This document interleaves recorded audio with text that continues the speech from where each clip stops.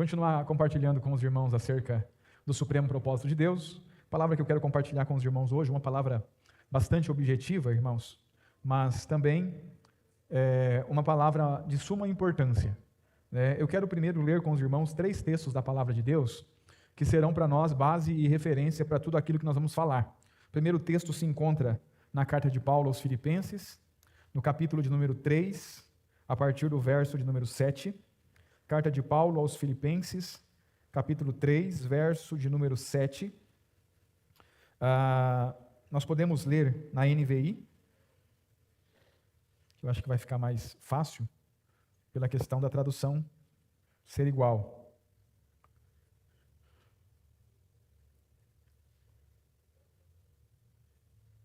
O segundo texto nós vamos ler em 2 Coríntios 4,16, e o terceiro texto nós vamos ler em Lucas a partir do capítulo 9, a partir do verso de número 55. Mas primeiro, Filipenses capítulo 3, verso de número 7. Versão NVI. Tem outra NVI? Não tem outra NVI? Deixa eu ver se eu encontro então essa NVI aí. Só um minuto. Para nós podermos ler juntos. Não é essa.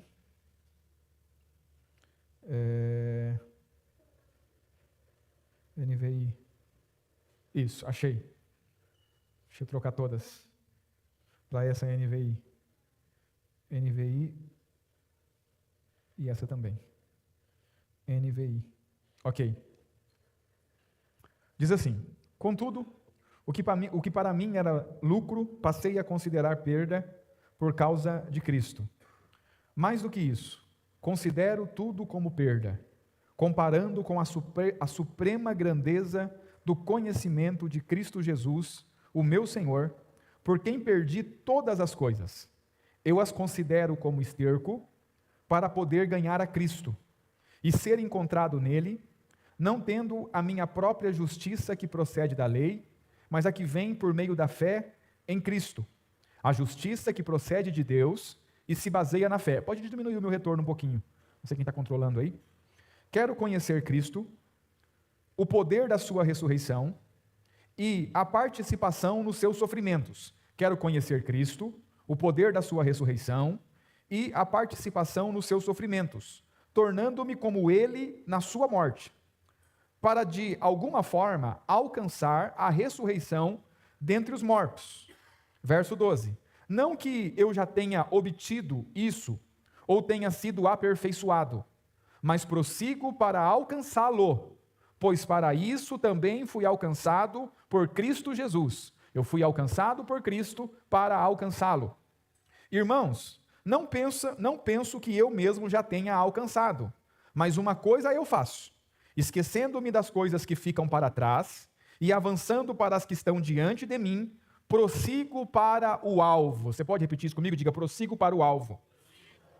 Ou seja, existe um alvo, e é para esse alvo que Paulo prossegue, a fim de ganhar o prêmio do chamado celestial de Deus em Cristo Jesus. Prossigo para o alvo, a fim ou com o objetivo de ganhar o prêmio do chamado celestial de Deus em Cristo Jesus. Então, Paulo está dizendo que existe um alvo, e ele prossegue para esse alvo, ele busca esse alvo, a fim de ganhar o prêmio que lhe foi prometido, por causa do chamado celestial de Deus em Cristo Jesus.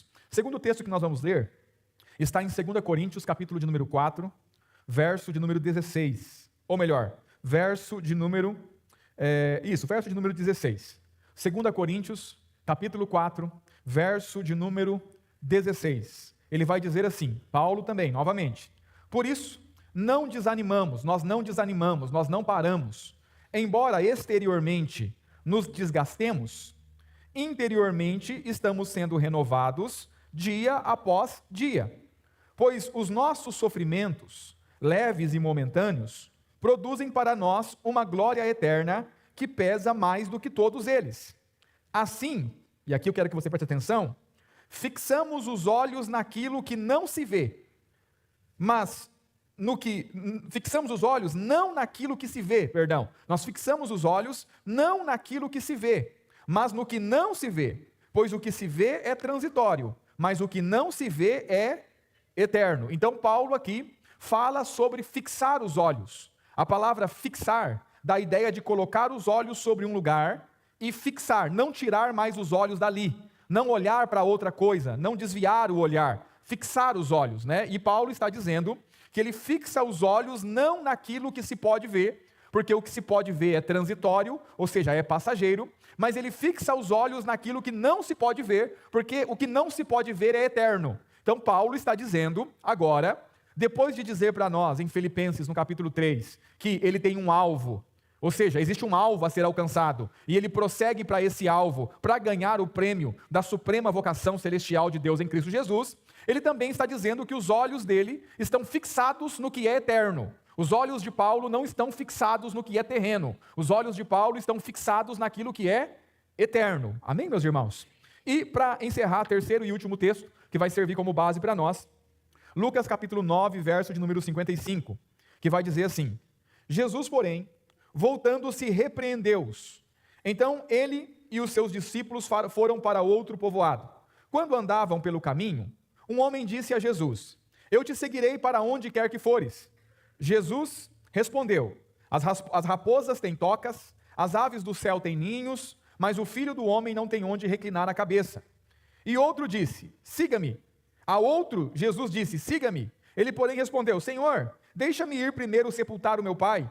Jesus disse: Deixa que os mortos sepultem os seus próprios mortos. Você, porém, vá e proclame o reino de Deus. Em outra tradução diz: Você, porém, vem e me segue. 61. Ainda outro disse: Vou seguir-te, Senhor, mas deixa-me primeiro voltar e despedir-te da minha família. Jesus respondeu: Ninguém que põe a mão no arado e olha para trás é apto para o reino de Deus. Nós temos aqui três pessoas diferentes. Duas pessoas que se oferecem para seguir Jesus e uma a quem Jesus chama. A primeira pessoa que nós lemos aqui, ela se ofereceu para seguir Jesus e Jesus contou-lhe a realidade. Olha, as raposas têm tocas, os passarinhos têm ninhos, mas o filho do homem não tem onde repousar a cabeça. Seguir-me é não ter onde repousar a cabeça. Né? E aparentemente, diante da proposta que fora feita a esse homem, ele não quis seguir. Um segundo, Jesus o chama. Diz: Olha, vem, me segue, vamos comigo. E ele diz: Não, eu vou sim, mas deixa primeiro eu sepultar o meu pai. Jesus diz: Deixa que os mortos sepultem os seus mortos. Você vem e me segue. Pregue o evangelho do reino de Deus. E aparentemente também esse não quis seguir Jesus. E aí um terceiro se oferece de novo, dizendo: Olha, eu vou contigo para onde quer que o Senhor fores. Né? No verso de número 61. Vou seguir-te, Senhor, mas deixa primeiro voltar e despedir da minha família. Aí Jesus diz: Ninguém que põe a mão no arado e olha para trás é apto para o reino de Deus. E, irmãos, nós temos que traduzir, segundo o contexto, que olhar para trás aqui é colocar a família antes do reino. Porque é isso que o cara disse que ia fazer. Ele não disse que ia fazer outra coisa. Ele disse: Deixa eu voltar e despedir da minha família. E Jesus disse: Quem colocou a mão no arado, olhando para trás, não é apto para o reino de Deus. Então nós temos que entender que esse olhar para trás é a família. Os irmãos estão aí? E naquela época, irmãos, eles seguiam Jesus por dias. Né? Lembra na multiplicação dos pães e dos peixes? Eles já estavam há 3 dias seguindo Jesus no deserto. Então, esse cara provavelmente já estava seguindo Jesus há muitos dias. Aí Jesus diz: Olha, vamos andar comigo. Né? Ou seja, vamos comigo. Ele: Não, deixa primeiro eu voltar, despedir da minha família, e aí depois que eu despedir eu vou. E Jesus diz: Olha, se você colocou a mão no arado, não tem como olhar para trás, é daqui para frente. Se você colocar a mão no arado e olhar para trás, você não é digno de mim, você não é digno do reino de Deus. Amém, meus irmãos? Baseado nesses 3 textos, né, eu quero falar sobre a importância de nós termos, eu não vou dizer um alvo, mas termos o alvo correto para as nossas vidas. E talvez esse seja o grande problema dos nossos tempos, dos crentes nessa era moderna. Não ter um alvo, ou não ter um alvo correto, não ter o alvo correto. Quando nós falamos de ter um alvo, quando eu falo de ter um alvo, eu estou falando, obviamente, do supremo propósito de Deus, aquilo que Deus estabeleceu em Cristo antes da fundação do mundo para a minha vida e para a tua vida, que é sermos conformados à imagem de Cristo e fazermos partes da divindade como filhos de Deus. Esse é o supremo propósito de Deus e, obviamente, que esse é o alvo do qual nós estamos falando. Esse é o verdadeiro alvo. Ou seja, se nós não temos esse alvo, se nós não entendemos que esse é o objetivo de Deus para todo ser humano, irmãos, nós corremos o risco de perder nossas vidas e nós corremos o risco de perder o nosso trabalho para o Senhor. Porque nós podemos nos aproximar de pessoas, ou melhor dizendo, o Senhor pode nos aproximar de pessoas que, se nós não tivermos um alvo claro daquilo que o Senhor quer, daquilo que o Senhor deseja, nós podemos gastar o tempo que temos, gastar o tempo das pessoas, conduzindo as pessoas a nada. Conduzindo as pessoas em relação ao propósito, ao supremo propósito de Deus, a lugar nenhum. Por quê? Porque se você não tem um alvo definido, e se você não entende que esse é o objetivo de Deus para todo ser humano ao qual Ele chamou para o seu supremo propósito, você pode ficar gastando tempo com coisas que não são o supremo propósito de Deus, e que não vão encaminhar as pessoas para o supremo propósito de Deus. Eu vejo, às vezes, não muitos irmãos, mas alguns irmãos, dedicando sua vida e doando a sua vida a ajudar outros irmãos. Mas, ao mesmo tempo, eu também vejo irmãos perdidos nisso.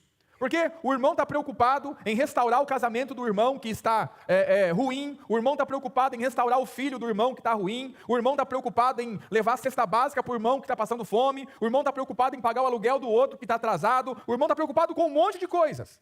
Mas poucas vezes nós vemos irmãos preocupados em conduzir os outros irmãos ao supremo propósito de Deus. Então, é como que se essas coisas terrenas, naturais, que obviamente são necessárias, fossem mais importantes do que o supremo propósito de Deus. Porque eu me desgasto para fazer coisas naturais, mas eu não dou um minuto da minha vida para me preparar para levar alguém mais próximo do supremo propósito de Deus, que é conformar essa pessoa a Cristo. Ou seja, será que entregar uma cesta básica é mais importante do que conformar alguém a Cristo? Será que consertar um casamento é mais importante do que conformar alguém a Cristo?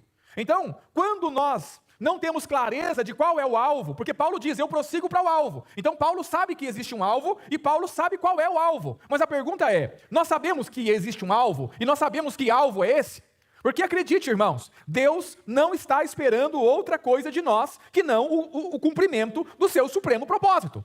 Ele não está esperando outra coisa. Lembra que eu falei para os irmãos, nas reuniões passadas, que todos aqueles que trabalham fora da vinha, para Deus são desocupados. Ainda que você faça muita coisa. Então você vai chegar lá e dizer, Senhor, em teu nome, eu alimentei os pobres da minha cidade toda. E Deus vai dizer para você, foi isso que eu te pedi para fazer? Era esse o supremo propósito que eu tinha para você? Você dá comida aos pobres? Não que nós não tenhamos que dar comida aos pobres. Os irmãos estão aí? Amém, irmãos? Mas nós não podemos colocar isso acima do supremo propósito de Deus. Não que nós não tenhamos que restaurar casamentos, mas nós não podemos colocar isso acima do supremo propósito de Deus. Ou seja, quando nós invertemos a ordem, é que começa o problema. Há algum tempo atrás eu falei com os irmãos. Irmãos, às vezes nós ficamos felizes quando alguém se desperta para fazer a obra de Deus. O irmão despertou para fazer a obra de Deus. O irmão agora quer abrir uma célula, o irmão quer abrir sua casa, o irmão quer ser missionário, o irmão quer pregar o evangelho, o irmão quer fazer tal coisa, mas às vezes isso me preocupa. E por que me preocupa? Porque a vontade de querer fazer não é suficiente se você não sabe o que você está fazendo. A vontade de querer fazer, eu quero fazer a obra de Deus, sem ter uma visão clara de qual é o alvo de Deus, de qual é o objetivo de Deus, do que é que Deus quer para os seus filhos, irmão, torna mais perigoso do que o irmão que não faz nada. Porque o irmão que não faz nada, não vai conduzir ninguém ao engano. O irmão que não faz nada, não vai conduzir ninguém ao erro. Agora, o irmão que tem vontade de ir, mas não se preparou para ir, esse tem um problema. Por quê? Porque não sabendo qual é o alvo, não sabendo qual é o objetivo de Deus, não sabendo o que Deus quer com os seus filhos, vai começar a fazer coisas da sua própria cabeça. E quando nós falamos de pregar o evangelho, do ide, o que nós levamos é mais importante do que a decisão de ir. Você consegue entender isso, meus irmãos? Sim ou não? Fica claro para os irmãos isso? Ou seja, o supremo propósito de Deus é o alvo. Esse é o alvo. Então, antes de nós pedirmos para alguém sair correndo, nós temos que colocar a pessoa na raia certa, no caminho certo, na direção certa, porque senão vai ter um monte de gente fazendo coisas que não tem nada a ver com a vontade de Deus, como nós temos vendo por aí. Irmãos, no Brasil, 99% das igrejas, ou daquilo que se chama igreja, está fazendo coisas que não tem nada a ver com a vontade de Deus. E tudo isso é normal. E parece normal para as pessoas, porque, pastor, mas pelo menos está ajudando um ali, pelo menos está ajudando o outro ali. Então, irmãos, deixa eu dizer algo para você, muitos, não são poucos, a Bíblia diz que muitos, eu fico pensando o que é muito para Deus, muitos naquele dia ouvirão, quando disserem, Senhor, em teu nome fizemos isso, fizemos aquilo, apartai-vos de mim, eu não te conheço, não sei quem é você fez coisas em meu nome que eu não te pedi para fazer. Você viveu a sua vida para mim, fazendo o que você achava que deveria ser feito. E quando, na verdade, a proposta do Evangelho é a obediência à vontade de Deus. Então, existe um alvo, existe um propósito. E se as pessoas que se aproximam de nós não são conformadas a Cristo através das nossas vidas, nós, como instrumentos de Deus, irmãos, nós não estamos fazendo a obra de Deus. Nós não estamos fazendo a vontade de Deus. Pastor, fiz uma comunhão em casa, fiz comida, os irmãos foi uma delícia. Amém. A pergunta é, esses irmãos saíram de lá um pouco mais parecidos com Cristo? Não saíram, mas foi divertido. Amém. Você fez uma confraternização. Qual é o peso que isso tem para o reino de Deus? Nenhum. Isso conta como obra? Não. Porque o que é que Deus está fazendo? Deus está conformando os seus filhos à imagem do seu Filho unigênito. Isso é o que Deus está fazendo. Deus não está fazendo outra coisa. Então, há um alvo, há um objetivo. Há um lugar aonde nossos olhos têm que estar fixos. E nós não podemos tirar os olhos de lá. Porque caso contrário, irmãos, nós corremos o risco de gastar nossas vidas, gastar a vida das pessoas, e no final termos que responder por isso de forma muito pesada. Por quê? Será muito ruim ouvir do Senhor, não te conheço. Não te conheço, não sei quem é você. Os irmãos estão aí? Portanto, conhecermos o alvo é importantíssimo. Amém, meus irmãos? E não só conhecermos o alvo é importantíssimo. Eu quero falar aqui de 3 princípios acerca deste alvo. 3 princípios espirituais que precisam guiar a sua vida, nortear a tua vida, se você de fato está vivendo para o cumprimento do supremo propósito de Deus. Se você não está vivendo para o cumprimento do supremo propósito de Deus, ok, viva como você quiser, e do jeito que você quiser. Mas se você está vivendo para o cumprimento do supremo propósito de Deus, esses 3 princípios precisam ser norteadores da tua vida. Amém, irmãos? Com relação ao alvo. E nós vamos buscando aqui as referências dos textos que nós lemos. Primeiro, nós vamos chamar de o poder do alvo. Diga, o poder do alvo. Diga assim, todo alvo, todo objetivo gera poder. Os irmãos estão aí? Não sei se os irmãos acompanharam agora a notícia da mulher que morreu lá na Índia, que foi escalar um vulcão, caiu lá e infelizmente não conseguiram resgatar ela e ela morreu lá no vulcão. Vemos também, hoje mesmo eu li até uma matéria sobre isso, quantas pessoas morrem tentando escalar o Monte Everest. E é interessante que as pessoas que morrem escalando o Everest não podem ser tiradas de lá. Elas morrem e ficam no lugar, tem que deixar lá. É interessante que tem até pessoas que receberam nome já, tem o cara do tênis vermelho, não sei o que lá. Pelo caminho todo de quem escala o Everest, eu não me arriscaria a fazê-lo, mas diz que há cadáveres por todo lugar, de pessoas que tentaram e não conseguiram, mas muitos conseguem. Inclusive, eu acho que essa semana foi batido o recorde da mulher mais nova a escalar o Monte Everest. Mas imagina alguém que quer escalar uma montanha, seu objetivo é escalar uma montanha muito alta, seja lá o Monte Everest ou o monte que for. Essa pessoa tem um alvo na vida. Ela tem um objetivo na vida. E esse objetivo vai produzir para ela uma espécie de poder. Poder para quê? Poder para treinar. Poder para se preparar. Para se disciplinar. Para comer melhor, para comer certo. Talvez ela vai tentar escalar algumas vezes, vai fracassar, vai tentar de novo, vai ver onde errou, vai consertar. Ou seja, essa pessoa, esse alvo, esse objetivo da vida dela, vai trazer poder para ela, para que ela alcance o objetivo. Os irmãos estão aí? Você consegue entender, irmãos? Você vê a pessoa correndo no meio da rua, por quê? Porque essa pessoa tem um objetivo, ela tem um alvo. Ninguém corre no meio da rua à toa. Você vê as pessoas andando de bicicleta, fazendo esporte, elas têm algum objetivo, elas têm algum alvo na vida. Ou seja, elas querem alcançar alguma coisa. Ou seja, o alvo produz poder. Aí suponhamos que essa pessoa, em um dado momento, depois de treinar, depois de lutar, depois de se disciplinar, comer certo, tentar várias vezes e falar, ela consegue chegar no topo do monte. Ela alcançou o objetivo dela. Diga, qual é o problema? É que a vitória dela vai se tornar a derrota. Diga por quê? Porque o que dava poder para ela viver na intensidade que ela vivia era o alvo. E agora ela alcançou o alvo. E agora? Ou ela encontra um monte mais alto, ou vai vir uma fase de apatia, de desinteresse, de não ter o que fazer, de frustração. Por quê? Porque eu tinha um alvo e agora eu alcancei o alvo. Então para que eu vou treinar mais se eu já alcancei o alvo? Para que eu vou continuar me regrando a alimentação se eu já alcancei o alvo? Os irmãos estão aí? Irmãos, essa é a causa da depressão em muita gente. Você vai ver pessoas de posses, pessoas com dinheiro e depressivas. Mas como pode estar depressivo com tanto dinheiro? É simples. Alcançou o que tinha que alcançar. E agora? Você olha para algumas pessoas famosas, um grande exemplo é o Whindersson Nunes. Um rapaz que ganhou milhões e milhões e não consegue se livrar da depressão. Droga, alcoolismo e depressão. Você olha para um Neymar da vida, com 30 e poucos anos de idade, e por que o Neymar vai ser a esperança da seleção? Irmão, o Neymar não vai jogar mais bola. Acabou. Ele não tem mais um alvo, ele alcançou o que ele tinha que alcançar, acabou. Ele não tem mais motivação para treinar, ele não tem motivação para ser disciplinado, ele não tem motivação para abrir mão das baladas, das festas, ele não tem, acabou. Ele alcançou o alvo dele. E mesmo assim outras pessoas com dinheiro. Ou seja, aquilo que deveria ser a vitória, na verdade é a derrota. Por quê? Porque quando se alcança o alvo, o poder cessa. Os irmãos estão aí? Podemos usar um exemplo muito interessante. Suponhamos que um grupo de irmãos, e nós podemos usar nós como exemplos, queira um prédio novo. Olha, nós precisamos de um prédio novo para reunir.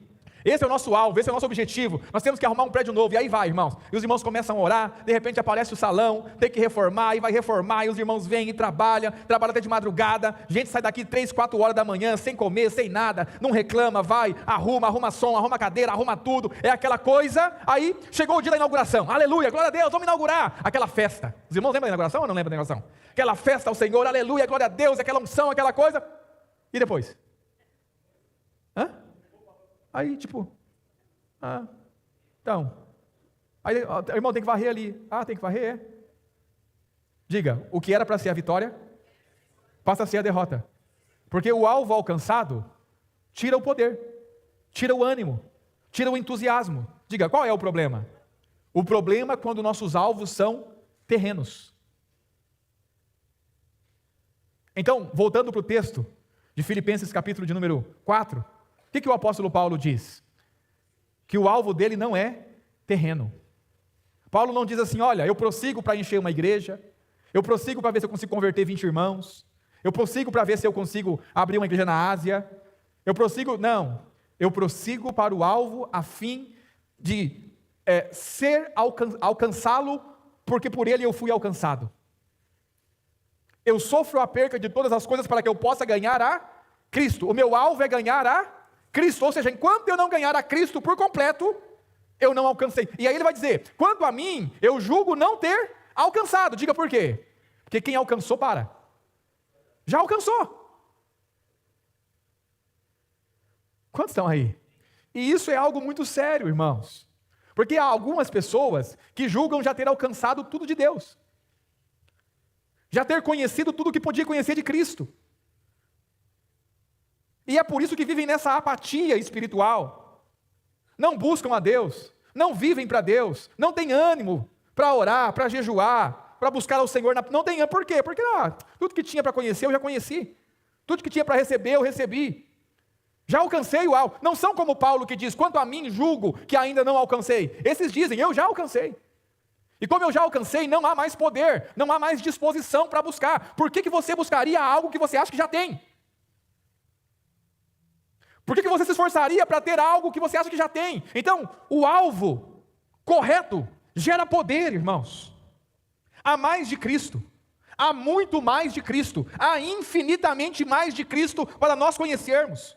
Há mais de Cristo para ser revelado. Nós não conhecemos nem 1% do que tem de Cristo disponível para nós. Nós não experimentamos 1% da presença dEle. Nós não nos alimentamos com 1% do que Ele é. Há muito mais, uma vida inteira e uma eternidade inteira não vai ser suficiente para conhecê-lo. E nós temos que entender isso, porque o nosso alvo está em conhecê-lo plenamente como Ele é.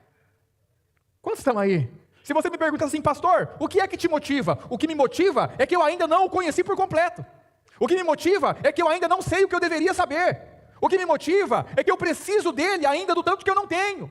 É isso que me motiva. E deixa eu dizer para você, irmãos, o poder está na falta. O poder não está em se ter. O poder está na falta. Quantos estão aí? Parece filosofia, é filosofia na verdade, né?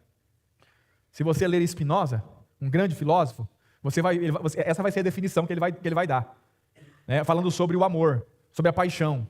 O que é a paixão? A paixão e o amor é o ato de não ter. Que segundo ele, acaba quando se tem. Quantos estão aí? E ele vai falar, tem nada a ver com essa pregação, né? Que enquanto você não conquista, você está apaixonado. Mas depois que você conquista, a paixão some. Óbvio. A paixão é gerada pela falta, o poder é gerado pela falta. E talvez muitas pessoas casadas vão olhar, não vão concordar, obviamente, né?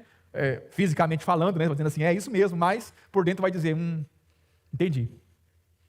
Quando namorava era bem melhor. Quantos estão aí? Manifeste-se um casal que ainda beija na boca como beijava quando namorava. Você ia lá na vendinha comprar house de cereja. Por que não vai mais? Diga por quê. Porque não tem mais falta, agora você tem, agora é teu. Agora não escova nem os dentes mais para beijar. Então diga assim, o poder está na falta. Diga, por isso, bem-aventurados os pobres de espírito, porque eles verão a Deus. Diga assim, por quê? Porque eles têm o poder da falta, e como eles têm o poder da falta, eles sempre querem ter, eles sempre estão com fome, eles sempre estão necessitados, nunca é suficiente, eles permanecem necessitados o tempo todo. Então, ter um alvo eterno é extremamente necessário, porque se o nosso alvo for encher a igreja, a hora que encher a igreja acabou. Se o nosso alvo é ganhar uma pessoa, a hora que ganharmos a pessoa, acabou. Se for qualquer alvo terreno, a hora que alcançar, acabou. Porque o poder está no não ter e não no ter. Quantos estão aí? O que faz você levantar da sua cama nesse frio, às 6, 7 horas da manhã para ir trabalhar? É ter muito dinheiro? Não, tenho muito dinheiro, tenho que levantar. É assim que você vai? Por que você vai? Diga, a falta. A falta do dinheiro, pastor, me dá poder para mim sair da cama giando de madrugada, levantar e ir trabalhar. Agora, se você tivesse 10 milhões na conta, você levantaria de manhã para ir trabalhar? Irmão, conta isso para outro, né? Não para mim. Entendeu? Pelo menos no frio agora você ia dizer, não, no frio não, né? Quantos estão aí? Diga assim, a falta gera o poder. O que é a falta? É o alvo que eu não alcancei.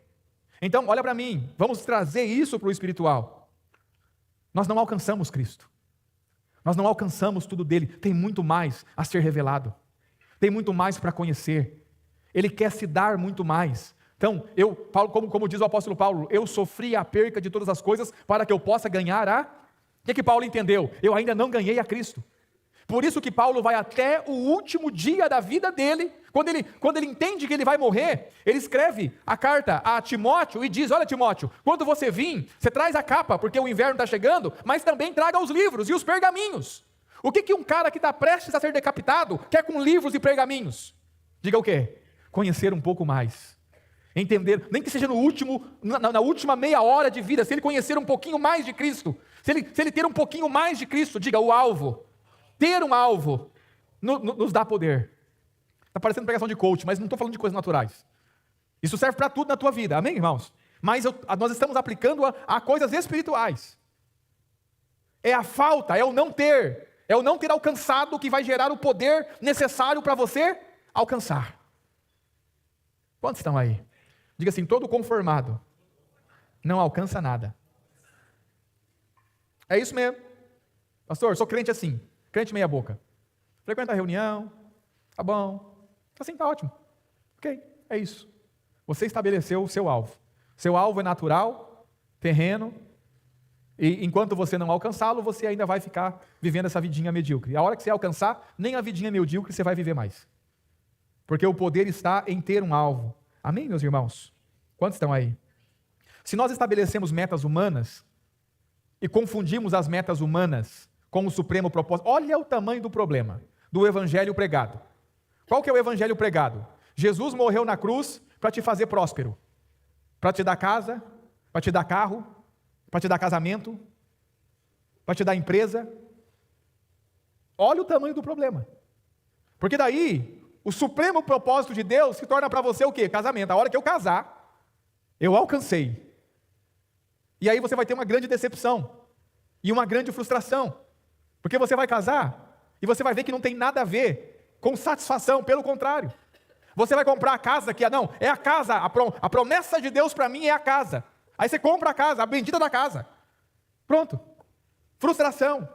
Porque a promessa de Deus para você não é uma casa. A promessa de Deus para você é que você será igual a Cristo, conformado ao Filho dele. Essa é a promessa de Deus. Não tem a ver com coisas terrenas. Comprei um carro, pastor. Deus me abençoou. Deus precisa te abençoar para você comprar um carro? Irmão, você vai ali e faz um financiamento.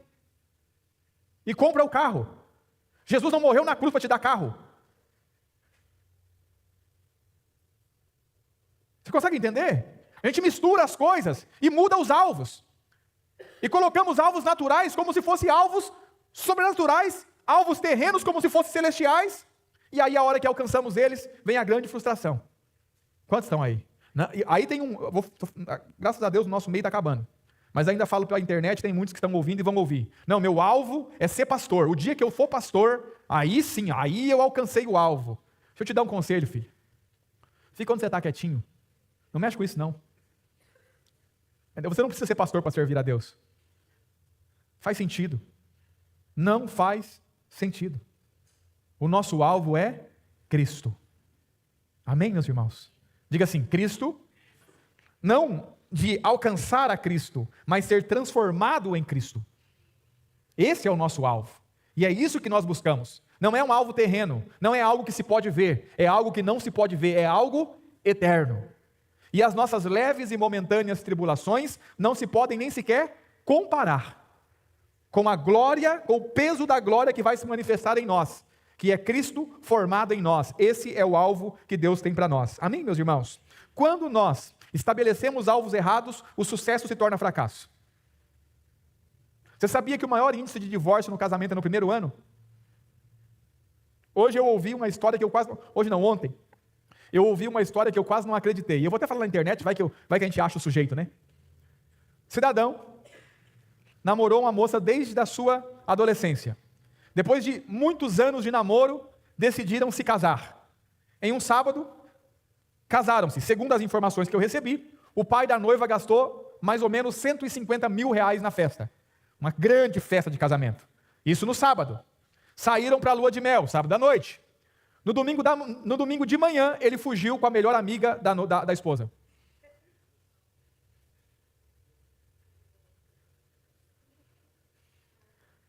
A minha cara foi igual a dos irmãos. Aí eu falei, não, me repete a história. Eu não estou entendendo. Acho que eu entendi errado. Isso. Fez a festa, casou, foi para a lua de mel. Domingo de manhã, ele pegou a amiga da noiva, que eram todos da mesma igreja, a melhor amiga, e fugiu com ela. Aí a minha pergunta é, por que casou? Bom, quando encontrarmos o cidadão, quem sabe ele vai poder responder por que ele casou. Aí, diga assim, quando eu transformo alvos naturais como se fossem celestiais, o sucesso, ou seja, alcançar o objetivo, é o fracasso. Acabou. Os irmãos estão aí? Pastor, vou perder 20 quilos. Esse é meu alvo. Amém? Aí você vai lá, treine, perdeu 20 quilos. E agora? Diga assim, ou você virar Dilma. Diga assim, Dilma. Porque em certo aspecto ela tem razão. Diga qual? Não vamos estabelecer meta. E a hora que a gente alcançar a meta, a gente dobra a meta. Os irmãos estão aí? Aí vamos continuar sempre correndo atrás. Né? Amém, irmãos? Ela tinha razão no que ela está falando. Ela não é toda louca. Amém? Porque senão você alcançou, eu vou perder 10 quilos, perdeu os 10 quilos agora. E agora eu alcancei. Aí para com a academia, para com a alimentação, o que você vai fazer? Vai recuperar de novo. Aí diz que quando sai 7 e sai 1, quando volta 7. Imagina. Aí pronto. Lascou tudo. Os irmãos estão aí? A gente está rindo, né? Tem que brincar um pouco, mas o assunto é sério, irmãos. Vira para o seu irmão e pergunta assim, fala, irmão, você tem o alvo definido? Diga, o alvo. Não é um alvo. Diga assim, porque Deus tem apenas um alvo. Um alvo. Que é o alvo. Diga, um alvo. Qual é o alvo de Deus para nós? Cristo. Não tem outro. Amém, irmãos? Você consegue entender isso? Isso é importante. Pastor, vou fazer célula. Pastor, minha célula está uma bênção. A comunhão está gostosa, os irmãos estão indo, o louvor está bom. Que legal, que maravilha, pastor. As pessoas estão se parecendo mais com Cristo? Sim ou não? Não. Então você não está indo para o alvo. Amém, meus irmãos? Olha só, vamos lá. Continuando. Segundo princípio. Primeiro, o poder do alvo. O alvo gera um poder. Amém, irmãos? Segundo, a percepção do alvo. Ter uma percepção clara do alvo. Uma pergunta que nós temos que fazer: será que Deus quer revelar para nós o seu supremo propósito? Ou Deus quer esconder de nós o seu supremo propósito? Porque existem alguns irmãos que eles acreditam que Deus quer esconder de nós, que Deus não quer revelar a nós. É como se Deus dissesse: olha, eu tenho um supremo propósito, mas não vou mostrar para ninguém. Irmãos, e na verdade, Deus quer revelar a nós o seu supremo propósito. O objetivo de Deus não é esconder de nós nada. Amém, irmãos? Deus quer revelar para nós. Se nós nos entendermos apenas como servos de Deus, então teremos pouca revelação do supremo propósito de Deus. Porque o servo, basta que ele saiba a tarefa de cada dia. Os irmãos estão aí? Ou seja, você sabe o que você tem que fazer hoje, você faz, amanhã vai te dar outra tarefa. Mas nós não somos chamados servos, nós somos chamados filhos. E com os filhos, o pai compartilha o plano. Com os servos, dia a dia ele vai dizendo o que tem que ser feito. Mas como filhos, sentados à mesa com ele conta-nos qual é o plano dele. E nós temos que deixar de servir a Deus como servos, para servir a Deus como filhos maduros. Para que possamos receber da parte de Deus a percepção correta do alvo, daquilo que Deus quer para nós. Deus não quer ficar, irmãos, dizendo para você todos os dias, a conta gotas, como Deus tem feito conosco. O supremo propósito de Deus para nós precisa gerar em nós uma revolução em nossa vida. Porque Deus está compartilhando conosco todo o plano, toda a sua vontade, tudo o que Ele quer. Ou seja, Ele não está falando a conta gotas, Ele está mostrando-nos qual é o objetivo que Ele tem conosco, que é moldar-nos à imagem do Seu Filho, que é que todas as coisas se congreguem em Cristo Jesus. Os irmãos estão aí? Agora tem algo interessante, irmãos.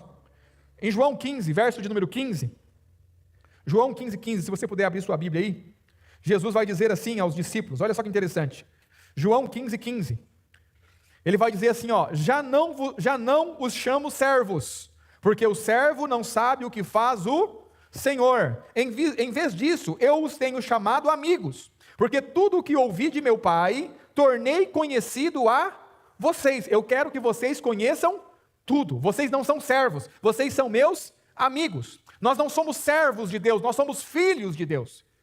E Ele quer compartilhar conosco tudo aquilo que Ele tem como alvo, como supremo propósito. Amém, irmãos? Agora há algo também que nós precisamos considerar. Se você puder abrir a sua Bíblia em Salmos, capítulo 25, verso de número 14.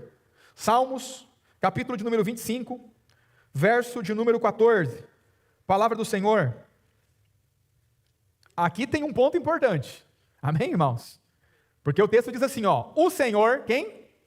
O Senhor confia os seus segredos a todos. Não. A quem o Senhor confia os seus segredos? Aos que o temem e os leva a conhecer a sua aliança. Os segredos de Deus são revelados àqueles que o temem. Diga, temer a Deus é obedecer a Deus. Então, sem obediência, sem revelação dos segredos de Deus e da aliança de Deus. Por que é que você acha que você vai falar com alguns crentes, e você mostra texto, e você fala, e você falta fazer o irmão comer as páginas da Bíblia, e é a mesma coisa de falar com uma pedra? Diga por quê? Porque não há temor de Deus. E o Senhor não revela os seus segredos àqueles que não o temem. E o Senhor não permite àqueles que não o temem conhecer sua aliança. Por isso, olha para mim, a revelação de Deus para nós, a percepção do alvo, que é o supremo propósito de Deus, sempre vai ser progressiva. Diga, progressiva. Como é que funciona, pastor? Olha para mim. Deus te dá uma revelação. Deus te revela algo. E quando Deus te revela algo, o Senhor espera que você obedeça e viva por aquilo. Porque aquilo passa a ser a sua fonte de vida. E quando você obedece, o Senhor te revela mais um pouco. Os irmãos estão aí? E aí você passa a viver por aquilo também. E aí o Senhor te revela mais um pouco. E assim, gradativamente, Ele vai revelando a você os seus segredos e fazendo você conhecer toda a sua aliança. Diga, qual é o problema? O Senhor revela algo às pessoas e elas simplesmente não respondem a Deus. O que eu recebi de mensagem de gente falando das últimas 2 pregações, de quarta-feira passada, não sei que dia que foi, e de domingo, irmãos, não é brincadeira. Todo lugar que eu fui, os irmãos falando, pastor, nossa, olha, o senhor pegou pesado, hein, pastor? Eu falei, eu? Eu não. Eu só falei o que era para ter se falado. O negócio é entre você. Não, mas pegou pesado, pastor. Meu Deus, e agora? Pastor, eu tenho um irmão que escreveu assim, pastor, eu acho que eu tenho alguns segundos de vida diante de Deus. Na mensagem de contar os dias, lembra? Eu acho que eu tenho alguns segundos de vida diante de Deus. E olha que eu tenho quase 30 anos de crente. Eu falei, problema teu, não é meu. Aí o outro ontem, falando para mim, pastor, mas a palavra sobre a casa e o sacerdote me pegou de um jeito. Qual que é o problema? Diga, qual que é o problema? Pega, o irmão fica emocionado, quebrantado, e o que ele muda na vida dele? Nada. E aí cessa a revelação, diga, cessa a revelação. Porque você não responde a Deus. Deus está falando com você e você não responde a Deus. Você nunca vai ter uma percepção exata do alvo. Porque Deus não vai permitir que você conheça os segredos dele, e Deus não vai permitir que você conheça a aliança dele. Porque você ouve, recebe, diga, ouve, recebe, ou o maligno rouba a semente. Os irmãos estão aí? Ou ela foi semeada em pedregais, não tem raiz, ou ela foi semeada no meio dos espinhos. Nunca frutifica. Nunca gera o fruto. Diga assim, olha para mim, diga assim, Deus não desperdiça a palavra que sai da sua boca. Deus vai desperdiçá-la uma vez. Palavra que sai da boca de Deus vem ao teu coração. Ela não pode voltar vazia, ela tem que levar o fruto. Os irmãos estão aí? Não produziu o fruto, cessou o falar de Deus com você. E é por isso que a maioria dos crentes não tem revelação de Deus. Porque a primeira vez que Deus falou com eles, eles não responderam ao Senhor. Abre a sua Bíblia comigo, lá no Evangelho de João. João. Nossa, está acabando já o nosso tempo. Capítulo 15. João 15, verso 1. Os irmãos estão aí? Ele vai dizer assim, ó: eu sou a videira verdadeira, e o meu pai é o agricultor. Ele corta todo o ramo estando em mim. Ele corta todo o ramo estando em mim. Que estando em mim, perdão, esqueci o quê? Que estando em mim não der fruto. Diga assim, está em Cristo, não deu fruto. Tesoura. Os irmãos estão aí?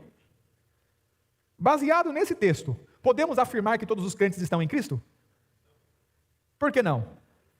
Porque não deram frutos. O Senhor falou, a semente veio, foi lançada, não produziu fruto, o que aconteceu? Cortou. Mas ele diz assim, ó, para que, e aí ele vai dizer, e poda, diga poda. Podar parece cortar, mas é diferente. Os irmãos estão aí? Todo aquele que der fruto, para quê? Para que dê mais fruto ainda. Então o Senhor falou comigo, eu produzi fruto. Ele me limpa. Ou seja, o limpar, diga, o limpar é pela palavra. Verso 3, olha lá. Vós já estáis limpos pela palavra que vos tenho falado. Então deixa eu te dar a dinâmica. O Senhor fala comigo, amém, irmãos? Eu respondo com o fruto que Ele quer. Ele fala mais comigo. Eu respondo com o fruto que Ele quer. Ele fala mais comigo, porque Ele limpa pela palavra. Então, ou seja, gradativamente, eu vou tendo uma percepção mais clara do alvo. Por quê? Porque eu respondo a Deus. Eu respondo a Deus em obediência àquilo que Ele falou comigo. E esse é o motivo da maioria dos crentes não terem revelação, porque eles não respondem a Deus. Eles não têm disposição para abrir mão de suas vidas para fazer o que Deus quer que seja feito. Esse é o problema. Deus fala com você, você chora, se emociona, mas é isso. E deu. Não apresenta frutos. Quantos estão aí? Sorria para o seu irmão, pergunta para ele, você tem apresentado frutos, irmãos? Ou você está só ouvindo e chorando? Se é que chora, né? Tem uns que nem chorar, chora.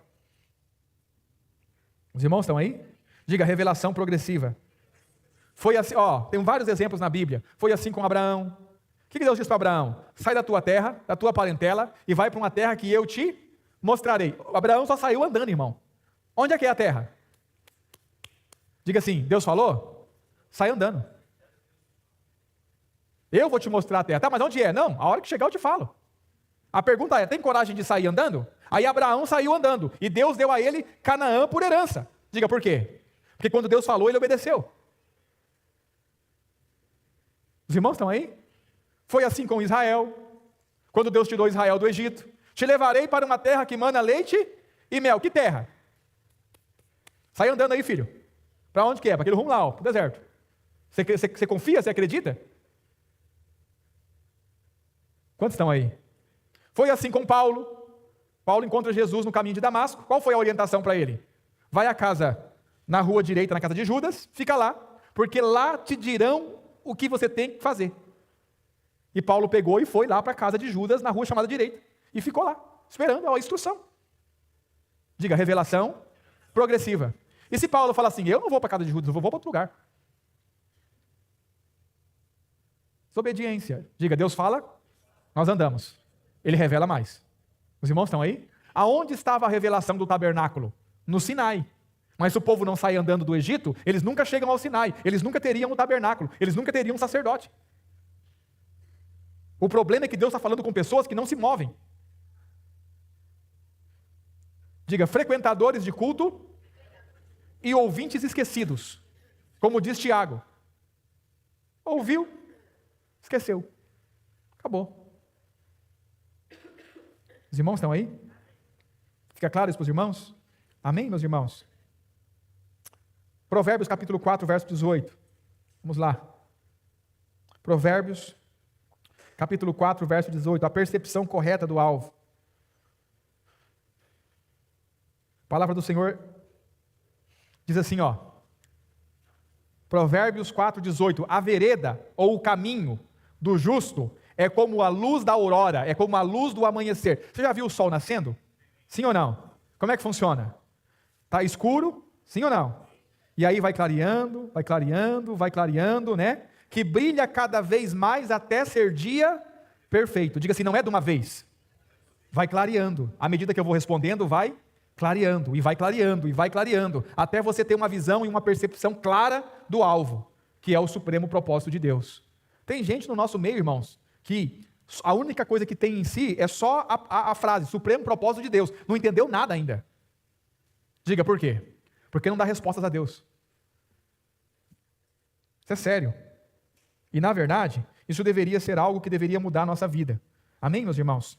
E para nós encerrarmos, o terceiro e último princípio, que eu julgo ser um dos mais importantes, é termos a perspectiva correta do alvo. Diga, perspectiva correta do alvo.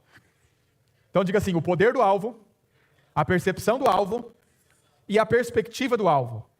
Olha para mim. Se você olhar uma fileira de postes de telefonia, de energia, muito grande, 5 quilômetros, assim, em linha reta, e você consegue enxergar até o fim. Desde o primeiro poste aqui até o último poste lá no final. Eu te pergunto, qual é o maior poste? De novo? Uma fila de postes, 5 quilômetros de poste. Você consegue enxergar desde o primeiro até o último. Você está parado aqui no primeiro, tem lá, daqui 5 quilômetros está o último. Qual poste é o maior? Diga assim, a perspectiva vai me dizer que o que está mais próximo de mim é o maior. Embora todos tenham o mesmo tamanho. Se eu pegar um carro, ou uma bicicleta, ou ir a pé, e sair daqui, e ir lá para o final dos 5 quilômetros, e olhar de lá para cá, o que era menor passa a ser o maior, porque ele está próximo de mim. Então diga assim, tudo que está próximo parece ser maior. Os irmãos estão aí? Preste atenção, porque a gente vai seguir uma linha de raciocínio para nós entendermos sobre o alvo, a nossa perspectiva do alvo. Observe, o que é maior? Uma moeda de 1 centavo ou a lua?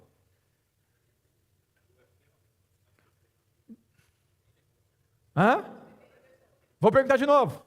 Os irmãos não estão com muita firmeza, né? O que é maior, irmãos? Uma moeda de 1 centavo ou a lua? A lua. Infinitamente maior. Mas se você pegar uma moeda de 1 centavo e se aproximar do teu olho, ela é capaz de encobrir a sua visão da lua e você não consegue ver a lua, porque a moeda de 1 centavo se torna maior do que a lua. Não porque ela é maior do que a lua, por causa da perspectiva. Se você pegar uma moeda de R$1, ela pode encobrir o sol. Diga, quanto mais próximo, maior. Ainda que não seja. Agora olha para mim. O que é que está mais próximo? As coisas naturais, os objetivos naturais, ou o objetivo celestial, que é o supremo propósito de Deus? O que está mais próximo de nós? Por que constantemente coisas pequeninas ofuscam o supremo propósito de Deus, porque estão mais próximas de nós. Então, briguei com a esposa, pronto, que se exploda o mundo agora. Quero nem saber. Vai todo mundo plantar batata, quero saber de igreja, quero saber de mais nada. Uma briguinha desse tamanho. Irmão, mas e o supremo propósito? Que supremo propósito de Deus o quê? Eu não estou nem aí, quero que esses crentes tudo vai procurar o rumo deles e não sei o quê. Diga, desse tamanho. Mas está próximo. Ofusca algo que pode ter o tamanho que for. Os irmãos estão aí? Vamos usar um exemplo para os irmãos entenderem. Olha só, olha que interessante. Quando Paulo fala, não atentando nós nas coisas que se veem, mas nas que não se veem, porque as que se veem são temporais e as que não se veem são eternas, é disso que ele está falando também. Se você colocar os olhos nas coisas que estão próximas de você, elas vão parecer muito maiores do que o que Deus tem para você. Porque está mais próximo de você. Os irmãos estão aí? A Bíblia conta a história, irmãos, de Esaú. Um dia Esaú, diz a Bíblia, lá em Gênesis, um dia Esaú chegou em casa com muita fome. E Esaú é o primogênito, diga primogênito. E como primogênito, ele tinha direito a 50% de tudo que o pai tinha. Terras, animais, gado, ouro, o governo da família, tudo pertencia a ele. Quantos estão aí? Só que ele está com fome. E ele chega bem na hora que Jacó acabou de fazer um guisado de lentilha. E aí Jacó faz uma proposta para ele. Diga, qual é a proposta? Se você me der o teu direito de primogenitura, ou seja, se você me der toda a terra que é tua, todo o gado que é teu, tudo que você tem, todo o direito, tudo que você tem, que valia, a Bíblia diz que a Bíblia diz que Isaac era rico, depois ela diz que Isaac era riquíssimo, depois ela diz que Isaac era muito riquíssimo. Tudo isso pertencia a Esaú. Os irmãos estão aí? E Jacó diz, olha, é o seguinte, você me dá tudo que você tem e eu te dou o guisado. Se essa proposta é feita para um homem que tivesse acabado de jantar, ele falaria o quê? No mínimo ele dizia, rapaz, vá te lascar. Você é bobo? Mas essa proposta foi feita para um homem com muita fome. E que inclusive achava que ia morrer de fome. Então qual é a percepção de Esaú? Diga qual? Que me importa o amanhã se eu vou morrer agora de fome? Diga, o que está perto é muito maior do que o que está longe. Faz um teste, você tem um filho pequeno, que já entende, fala para ele assim, olha, quero te fazer uma proposta. Está indo para a escola, tem 5 anos o teu filho. Fala para ele assim, você quer 50 centavos para você levar para a escola hoje e comprar paçoquinha? Ou você quer R$2 daqui a 30 dias? E suponhamos que a paçoquinha seja 50 centavos. Então hoje você vai comprar uma paçoquinha e vai comer. Ou daqui a um mês você vai comprar 4 paçoquinhas. O que você acha que ele vai escolher? Se o seu filho for normal. Ele vai dizer, me dá os 50 centavos. Diga assim, por quê? Está mais perto. E tudo que está mais perto parece maior. Os irmãos estão aí? É o Esaú. Me dá o prato de lentilha. E ele come a lentilha. E passa para Jacó tudo o que ele tinha. Pastor, eu não consigo entender como esse homem foi tão burro. Preste atenção, ele não foi burro. É a mesma coisa conosco em relação ao supremo propósito de Deus. Tem gente trocando o supremo propósito de Deus por 2 minutos de prazer. Você está entendendo? Tem gente trocando o supremo propósito de Deus por série da Netflix. Tem gente trocando o supremo propósito de Deus por 30 minutos de descanso.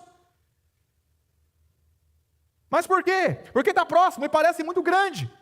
E o supremo propósito de Deus parece algo tão distante, tão longe, que as coisas e as circunstâncias que estão à nossa volta ofuscam completamente e nós não conseguimos enxergá-lo. Então, a perspectiva correta. Por isso que Paulo diz, eu não coloco meus olhos nas coisas que se veem. Por quê? Porque se eu colocar os meus olhos nas coisas que se veem, eu vou deixar de enxergar o supremo propósito de Deus. E vou viver pelas coisas da terra. Irmão, tem gente vivendo, correndo atrás de dinheiro. De coisas fúteis, banais. Sabe, de coisas que não têm significado, não têm lógica. E não estão nem aí para Deus, para a sua vontade, para o supremo propósito de Deus. Por quê? Porque as coisas que estão perto está ofuscando o que é infinitamente maior. Então Paulo vai dizer, não olhando nós para as coisas que se veem, porque as coisas que se veem são passageiras, são temporais, mas as que não se veem, essas são eternas. Não seja Esaú. Olha só que interessante. Ele vai dizer assim, sobre Esaú. Gênesis 25, verso 32. Não precisa abrir, eu vou ler aqui na minha versão, a Almeida Revista e Atualizada. Ele vai dizer assim, então disse Esaú: eis que estou a ponto de morrer, para que me servirá o direito de primogenitura? Em outras palavras, para que vai me servir toda a terra, todo o gado, toda a riqueza, herdar o lugar? Para que vai me servir o lugar do meu pai? Vai me servir para nada. Me dá um prato de lentilha. Só que em Hebreus 12, 16, o apóstolo Paulo faz uma advertência, diga qual? Ninguém seja como Esaú, que por uma refeição vendeu seu direito de primogenitura. Como é que está ali? Para que não haja nenhum imoral ou profano como Esaú, que por uma única refeição vendeu os seus direitos de herança como filho primogênito. Diga assim, imoral e profano. Diga por quê? Porque valorizou o que era terreno, ao invés de valorizar o que era eterno. Você troca o supremo propósito de Deus por dinheiro?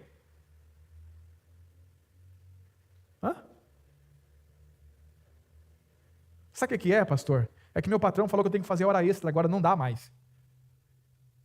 Irmão, Jesus está às portas. Eu não estou dizendo para você que você vai sair do seu emprego e o Senhor vai te sustentar e você vai ter uma vida fácil e boa. Não estou dizendo nada disso. Mas estou dizendo uma coisa. Entre ganhar R$50 a mais por dia e fazer a vontade de Deus, a escolha deveria ser óbvia. Você consegue entender? Pastor, estou ficando com o rapaz, estou ficando com a menina, a gente vai transar. Você vai transar mesmo? É isso? Você vai trocar o supremo propósito de Deus por 2 minutos de prazer. E a hora que você acabar o ato, você vai se sentir um verme. Ou você não nasceu de novo. Você está entendendo? Esaú. E olha que Esaú negociou a primogenitura de Isaac. Nós estamos negociando a primogenitura de Deus Pai. Deus Pai está dizendo assim, olha, filho, estou te dando a minha herança. Tudo que eu tenho é teu. Não, Senhor, eu vou trocar isso por um aumento de R$50 no meu salário.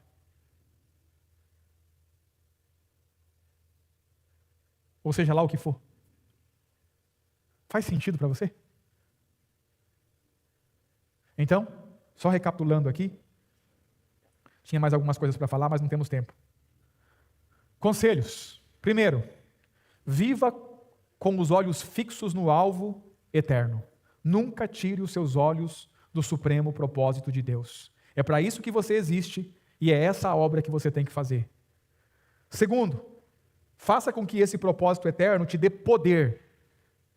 Poder para que você possa viver e alcançar o alvo, sem parar, sem olhar para trás, sem retroceder, porque aqueles que retrocedem não são dignos do reino de Deus. Os irmãos estão aí? Terceiro, todas as vezes que Deus falar contigo, responda, para que a revelação continue progressiva e não pare, porque no momento que Deus falar com você e você não responder, parou.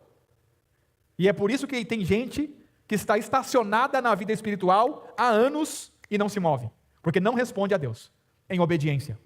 E a revelação é progressiva para aqueles que o temem. Os irmãos estão aí? Quarto e último conselho, corrija a sua perspectiva. O primeiro poste e o último poste têm o mesmo tamanho. É só a perspectiva que está errada. Os irmãos estão aí? Não troque o seu direito de primogenitura por um prato de lentilha. A primogenitura vale muito mais do que toda a lentilha do mundo. Não é um prato. O supremo propósito de Deus, o ser conformado a Cristo, o ser um vencedor em Cristo Jesus, o ouvir de Jesus, bom está, servo bom e fiel, foste fiel no pouco, sobre o muito te colocarei, vale mais do que ganhar o mundo inteiro. Porque do que adianta ganhar o mundo inteiro e perder sua alma? Não troque isso por nada. Por nada. E entenda, o diabo tem boas propostas. Outro dia eu falei com um irmão nosso. Pastor, apareceu uma proposta assim, assim, assim, assim. Na hora o Espírito falou comigo, armadilha. E eu falei com ele, cara, acho que não é uma boa ideia. É uma armadilha. Não, pastor, mas eu vou ganhar muito mais dinheiro e vou ter muito mais tempo para a obra. Armadilha. E oxalá se o nosso irmão estivesse aqui me ouvindo hoje. E é um amado, querido, mas caiu na armadilha. Por um pouco mais de dinheiro. Você entende? Diga assim, astutas, ciladas do diabo. Astutas. Como que são astutas? Nossa, isso aqui é tudo que eu precisava. Cuidado, irmão, ore, reflita, peça conselho aos mais velhos. Ore de novo, busca conselho naqueles que têm mais experiência. Na multidão dos conselhos há sabedoria. E ouvindo bons conselhos de pessoas confiáveis, não faça, se as pessoas disserem para você não fazer. Sabe qual que é o problema? Diga qual é o problema. Primeiro nós decidimos, depois a gente vem reclamar. Entendeu? Ô pastor, tá assim, assim, assim. Ô irmão, por que não me falar antes de tomar a decisão? Quantos estão aí? Os irmãos entendem? Diga, o alvo gera poder. Precisamos ter a perspectiva correta do alvo. Amém, irmãos? E precisamos ter a percepção correta do alvo. Diga, poder, percepção e perspectiva. E não ser um Esaú. O que o diabo tem oferecido a você em troco da sua primogenitura? Não, o inferno ele não oferece. Porque isso aí ninguém aceita. Normalmente ele oferece coisas com aparência de boas. Vamos orar? Pai, te rendemos graça. Obrigado porque o Senhor sempre corrige os filhos que o Senhor ama. E nós, mais uma vez, nos sentimos profundamente amados pelo Senhor. Porque o Senhor tem nos corrigido há semanas. Tuas palavras, guiadas pelo Teu Espírito, têm sido palavras de correção, de exortação, e nós ficamos extremamente gratos por isso, Senhor. Porque nós não viemos a este lugar para ouvir o que nos agrada. Nós viemos aqui para ouvir a Tua voz. E viemos para ouvir o que o Senhor quer falar conosco. E que o Senhor nos ajude, porque o Senhor é aquele que opera em nós o querer e o realizar. Que o Senhor faça com que enxerguemos perfeitamente o alvo, Cristo Jesus, o nosso Senhor. E que nós não venhamos parar até que sejamos completamente conformados à sua imagem. E que esse alvo gere em nós poder. E que nós não sejamos apáticos, mas tenhamos poder para viver essa vida, honrando o Teu nome. Que nós possamos ter a percepção correta deste alvo, Senhor. No nome do Senhor Jesus, para que nós não venhamos fazer como Esaú, trocar aquilo que o Senhor nos deu por herança por um prato de lentilha. Livra-nos disso, Senhor. Faz-nos identificar os pratos de lentilhas que Satanás tem nos oferecido. No nome do Senhor Jesus, eu oro pela Tua igreja nesse local, oro pelos irmãos que estão ouvindo através da internet, para que o Senhor guarde cada um dos meus irmãos, e onde essa palavra chegar, que ela possa produzir os frutos que o Senhor quer. Assim oramos gratos, oramos no nome de Jesus. Amém. Amém, meus irmãos?